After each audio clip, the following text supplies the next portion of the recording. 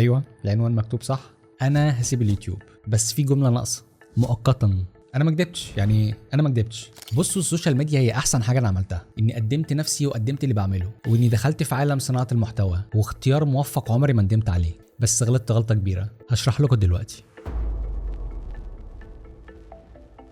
انا من زمان قوي موضوع السوشيال ميديا ده في دماغي، وكنت بمهد له، ودرست حاجات كتيره قوي عشان اقدم نفسي بشكل شيك. سبت شغلي ورجعت من سفري عشان كنت عايز اعمل الموضوع ده. كان ممكن اقعد، بس قررت امشي واسيب الوظيفه عشان اشتغل بشكل حر مع اليوتيوب، واشتريت معدات واضاءات وعملت استوديو صغير على قدي. وقررت وقتها اني اعمل كورسات احترافيه مجانيه، ان يعني كل حاجه متوفره ومجانا لكل الناس، ومفيش حاجه مستخبيه. على غير العاده كنت عايز اعمل حاجه مختلفه، والقرار ده على اساس ان القناه تجيب لي ربح بعد سنه او سنتين او 3 سنين، ويدخل لي مصدر دخل منها اعيش منه. انا بكلمكم بصراحه، يعني خليت اليوتيوب اولوياتي، ولما كان بيجي لي شغل كنت بخليه رقم 2. كنت افضل اليوتيوب، احط وقتي هنا احسن. مشكله بقى ان اليوتيوب مش شايفني اصلا، يعني حتى لو مفيش فلوس على الاقل الناس تعرفني شويه وعلاقاتي تزيد، وده هيزود فرص شغل ليا على الاقل. لا مفيش لا ده ولا ده. انا مش بعتب اليوتيوب، بالعكس، بل في طريقه تفكيري اني حطيت كل البيت في سله واحده، اني حطيت كل وقتي في مكان واحد. وهي دي غلطتي. ما كانش المفروض اسيب الوظيفه وانا لسه مبتدئ على اليوتيوب. ما كانش المفروض اهمل في شغلي ودايره علاقاتي. شكلي ارجع الوظيفه تاني. شوفوا لي شغلي بقى، بس بره مصر، مش عايز اشتغل هنا.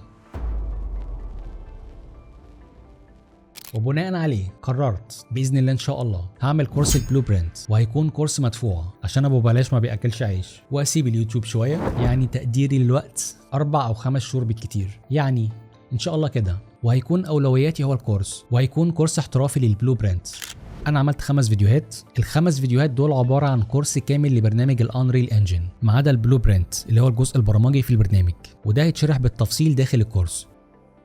هتتعلم في الكورس ازاي تكون انتر اكتيف وتتفاعل مع كل حاجه في المشروع، سواء تفتح باب او شباك، تشغل وتطفي النور، تشغل بوتاجاز، تشغل التلفزيون، تظهر رسائل، تحرك اي حاجه انت عايزها، تحكم كامل في العناصر اللي موجوده في المشروع.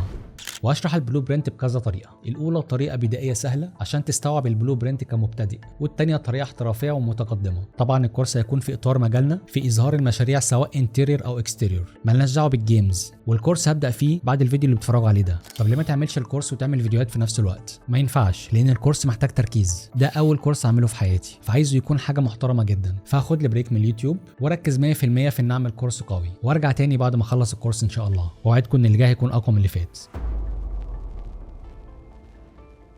هل تدخل صناعة المحتوى؟ بلا شك.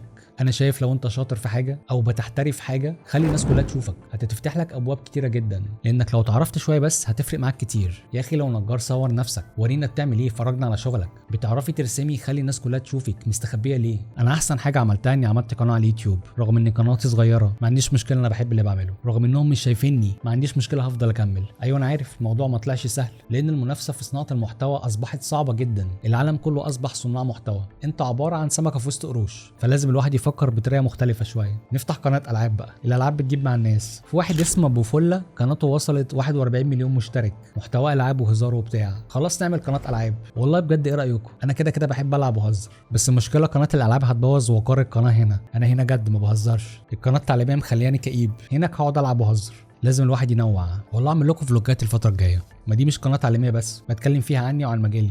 فانا بنصح كل الناس انها تظهر امكانياتها في السوشيال ميديا وعلى كل البلاتفورمز. تفتح على اليوتيوب، على التيك توك، الانستا، بيجز على الفيس، ريلز، شورتس، وعمرك ما هتندم انك عملت كده. بل بالعكس، هتحس انك بتحط نفسك في المكان الصح. بس اعمل حاجه مفيده ومشوقه. هتحتاج بس تتعلم المونتاج وشويه افكتات على الافتر افكت، ويا سلام لو عندك خلفيه عن الموشن جرافيك، هيفرق معاك كتير.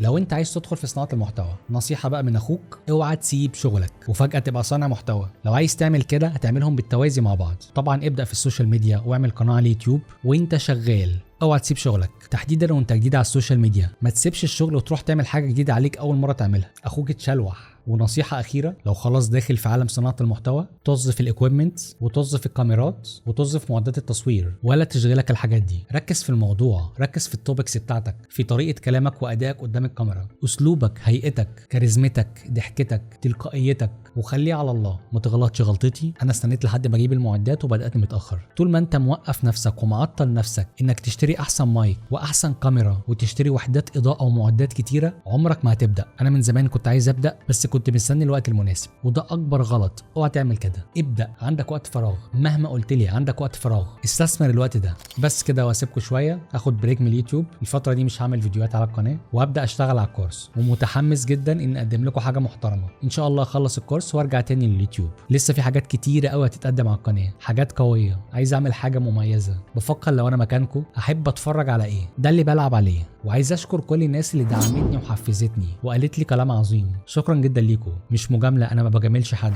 انتوا اللي حفزتوني وخليتوني اكمل لحد دلوقتي. شكرا جدا ليكم، وهتوحشوني. اشوفكم قريب بعد 5 شهور من الان ان شاء الله. وبس، اشوفكم على خير. سلام.